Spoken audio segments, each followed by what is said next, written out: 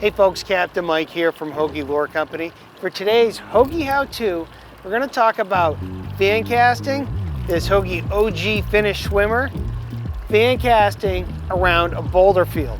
And by fan casting, what I'm going to do is sort of work this area. There's a structure of boulders coming down from a ridge line on the shore, and there's a patch of boulders we can both see and not see. And we're going to start at one end and work the other, hence the fan cast. We're going to make sure we cover this whole stretch. And you can see there's little patches of rocks, this whole area down.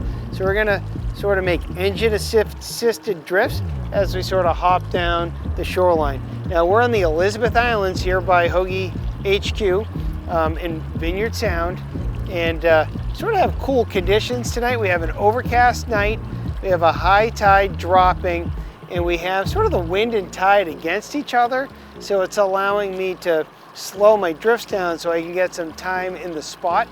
And anytime you're fishing shoreline structure, it is a little higher maintenance, but the ideal wind situation for this kind of fishing is an onshore wind. The wind is blowing onto shore, consequently pushing bait to shore, and the striper is laying in ambush.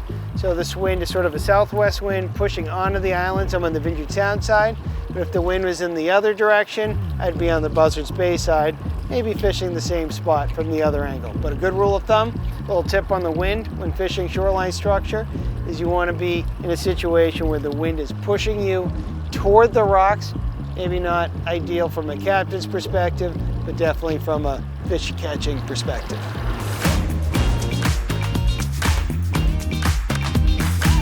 So I'm going to break this down, hopefully not drifting on a rock while I'm talking, but we're just on the edge.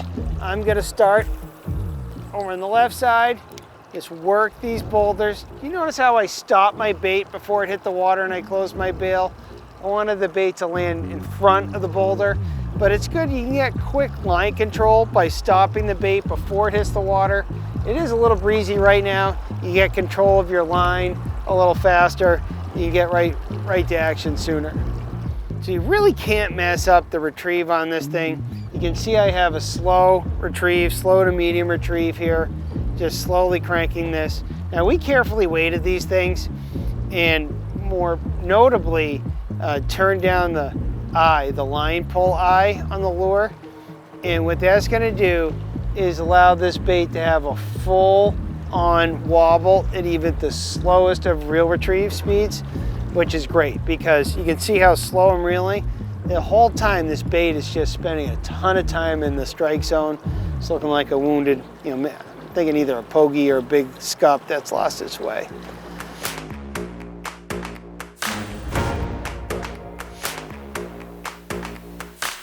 Now it's getting a little darker, so I'm going to switch over to the translucent black. Now it's counterintuitive to a lot of folks, but the darker lures actually show up. They're actually more visible in these low light situations because they're more of a contrast against the sky. These lures float, so you can pause, let it rise to the surface, and then dig it right back down. Now the boat is in 15 feet of water, but my lure is over boulders that are maybe just 2 or 3 feet under the surface. So this shallow swimming, slow rolling plug, it's not snagging anything, just swimming right where it's supposed to be. Now I call this fishing Jack in the Box fishing because it's making lots of casts, fan casting, and all of a sudden, boom, you're hooked up. It's awesome. Yep. Nothing huge, but we'll take it on the board. Sort of drifting down on this guy. Sometimes it's hard to tell how big they are. Chunky little schoolie. Just gonna make sure I'm good with the rocks. It's so warm, this guy is so tired. Just gonna get him released quick and keep him right in the water. He's got some bite left in him.